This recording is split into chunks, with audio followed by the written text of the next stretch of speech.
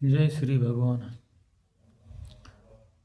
किसी गांव में, गांव के बाहर, पहाड़ी की तलहटी के नीचे जो बड़ा सा बरगद का पेड़ था, उसी के नीचे एक बाबा रहा करते थे। पता नहीं वो कब कहाँ से आए थे, लेकिन गांव वाले ये बताया करते थे कि ये जवान अवस्था में ही, लगभग 20-22 साल की अवस्था में ही यहाँ आकर बैठ गए थे। लोगों ने उनको कभी जप करते देखा, न कभी तप करते देखा, लेकिन वो अपने आप में ही मगन होके बैठे रहा करते थे। न किसी से कोई बात करते, न किसी को कोई उपदेश देते, न किसी की कहते, न किसी को सुनते। बस बैठे रहते और अपने शरीर का नित्य कर्म कर लिया करते थे। गांव वाले लोग उनको भोजन पकड़ा दिया करते थे। किसी का मन होता तो दे आया करता। कभी भोजन नहीं भी मिलता तो जंगल के पेड़ पत्ते या जंगली फल जो कुछ उनको मिलता खा लिया करते, और वहीं तालाब से पानी लेके पी लिया करते। बाकी किसी से कोई लेना देना उनका था ही नहीं। और अब उनकी काफ़ी उम्र हो चुकी थी। कुछ लोग तो उनको अब भी पागल ही मानते थे और सोचते थे कि ये तो पागल भक्त है, इनको कुछ पता तो है नहीं। जो समझदार लोग होते हैं, ज्ञानी होते हैं, वो प्रचार करते हैं, प्रसार करते हैं, भगवान के गुणगान की भजन गाते हैं, कीर्तन करते हैं। लेकिन ये बाबा तो पागल है, बैठा ही रहता है, न किसी से बात करता है, न कुछ और है। लेकिन फिर धीरे धीरे कुछ लोगों ने उनको पहचान लिया कि ये कोई आत्मज्ञानी स्वरूप में स्थिति है, कुछ ना कुछ तो बात है ही।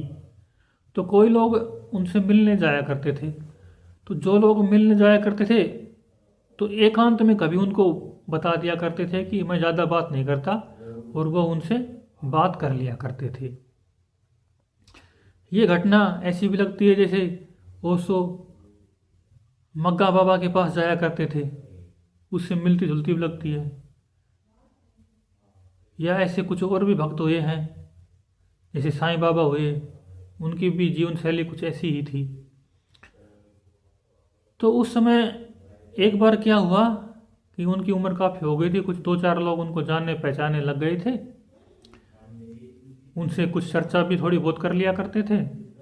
लेकिन एक बार क्या हुआ कि गांव में किसी बड़े कथाकार विद्वान को बुलाया गया, जो उस क्षेत्र में काफ़ी प्रसिद्धि और नाम वाले मठाधीश महंत जी थे। उनको बुलाया गया कि गांव में कोई बड़ा कार्यक्रम करना है, तो वो कथा करेंगे, प्रवचन करेंगे, कीर्तन करेंगे। तो संयोग ऐसा हुआ कि उन श्री महंत जी का कार्यक्रम रद्द हो गया। वो वहाँ नहीं आ सके, नहीं पहुँच सके। तो जो लोग इकट्ठा हुए थे सत्संग कथा कीर्तन सुनने के लिए, वो बोलेगा अब क्या करें भाई, महाराज जी तो आए नहीं, जिनको बुलाया था कथा सुनने के लिए, कहने के लिए, सत्संग के वार्ता में अपने आप को बिठाएं, कुछ सुने। तो जिनको बुलाया वो आए नहीं, तो अब क्या करें। तो कुछ गांव वालों ने सोचा कि चलो उसी बाबा को, जो पागल की तरह से रहते हैं, पागल रहते हैं, उन्हीं को बुला लेते हैं। तो उन जो महंत जी का कार्यक्रम था वो 3 दिन का था। तो पहले दिन तो कार्यक्रम तो रद्द हो गया, लेकिन तैयारी पूरी थी, टेंट वेंट लग गए थे, भोजन की पूरी व्यवस्था हो गई थी। तो कुछ लोगों ने, समझदार लोगों ने सोचा कि इस पागल बाबा को बुलाएं, शायद कुछ वो बोल दे, बताए। तो उस पागल बाबा को बुलाया गया, वहाँ मंच पे बिठा दिया गया। फिर उस पागल बाबा ने माइक लिया या जोर से आवाज़ लगाई जैसे भी, और बोले कि आप में से कौन कौन भगवान को मानते हैं। पागल बाबा ने पूछा कि कौन कौन आप में से भगवान को मानते हैं। तो सारे ही सत्संगी थे, सब ने हाथ खड़ा कर लिया, हम सारे भगवान को मानते हैं। तो पागल बाबा ने कहा कि तुम सब भगवान को मानते हो तो जानते भी होगे, इसलिए मुझे कुछ नहीं कहना। तुम मानते भी हो, जानते भी हो, तो मैं क्या कहूँ फिर, बात खत्म हो गई। और पागल बाबा उठ के चले गए वहाँ से। तो अगले दिन फिर सत्संग का समय हुआ। फिर गांव के लोगों ने कहा कि नहीं, फिर से पागल बाबा को बुलाओ और आज हम सब मिल के कहेंगे कि हम भगवान को नहीं जानते, तब वो कुछ बोल लेंगे। फिर अगले दिन ऐसा ही हुआ। सारे लोगों ने एकता करके इकट्ठे होके एक दूसरे को समझा लिया कि आज कोई भी ये नहीं कहेगा हम भगवान को मानते हैं, आज सारे यही कहेंगे कि भगवान को नहीं मानते हैं। तो सब ने ऐसा ही किया। अगले दिन पागल बाबा को बुलाया, मंच के ऊपर बिठाया। बाबा ने पूछा भगवान को कौन कौन मानता है, तो किसी ने भी हाथ खड़ा नहीं किया। तो पागल बाबा ने कहा क्या तुम सभी भगवान को नहीं मानते हो? तो सब ने हाँ भर ली, हाँ हम सब भगवान को नहीं मानते हैं।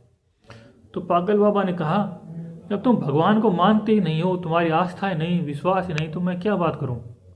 और पागल बाबा उठ के चले गए।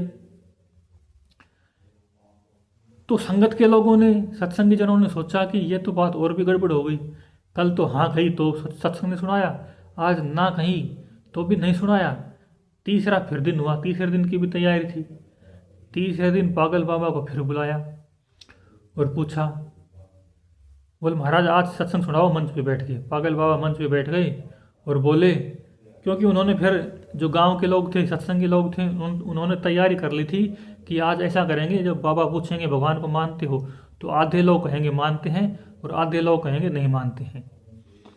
तो पागल बाबा ने कहा, पूछा क्या तुम भगवान को मानते हो? तो आधे लोगों ने हाथ उठाया। फिर पागल बाबा ने पूछा क्या तुम भगवान को नहीं मानते हो? तो आधे लोगों ने हाथ उठाया। तो पागल बाबा ने कहा कि तुम आधे लोग भगवान को मानते हो और आधे लोग भगवान को नहीं मानते हो, तो इसलिए ऐसा करो, जो लोग भगवान को मानते हैं वे सारे भक्त, जो लोग भगवान को नहीं मानते हैं उन सारे भक्तों को समझा दें, बता दें और भगवान पर विश्वास करा दें कि भगवान होता है। और इतना कह के पागल बाबा फिर चले गई। तो ये संतों की कथाएं, बुद्ध पुरुषों की कथाएं, इनको जैन कथाएं कहो, सूफी कथाएं कहो या जैसी भी कहो, कि जो मस्त महापुरुष होते हैं वो समाज व्यवहार से अलग हो जाते हैं। उनके पास कोई भाषा नहीं होती है, कोई शब्द नहीं होते हैं, वे सदा ही अपने परमात्मा में, अपने स्वरूप में रमण करते रहते हैं। ऐसे महापुरुष हैं, उनके पास शब्द व्यक्त करने के लिए नहीं होते हैं, तो वो बस इतनी ही बात कर पाते हैं कि जो है सो है, वो जैसा है वो वैसा ही है, वो अभी है, यही है।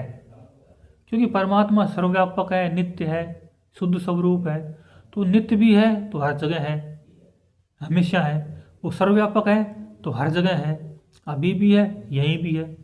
स्वामी राम सुखदास जी कहा करते थे, परमात्मा को प्राप्त करना सबसे सरल है, क्योंकि वो सर्वव्यापक है और वो नित्य है। जब वो सर्वव्यापक है तो यहाँ भी है, जब यहाँ है तो हम प्राप्त क्यों नहीं कर सकते? अगर वो नित्य है तो हमेशा है, इस क्षण भी है, जब इस क्षण है ही तो हम प्राप्त क्यों नहीं कर सकते?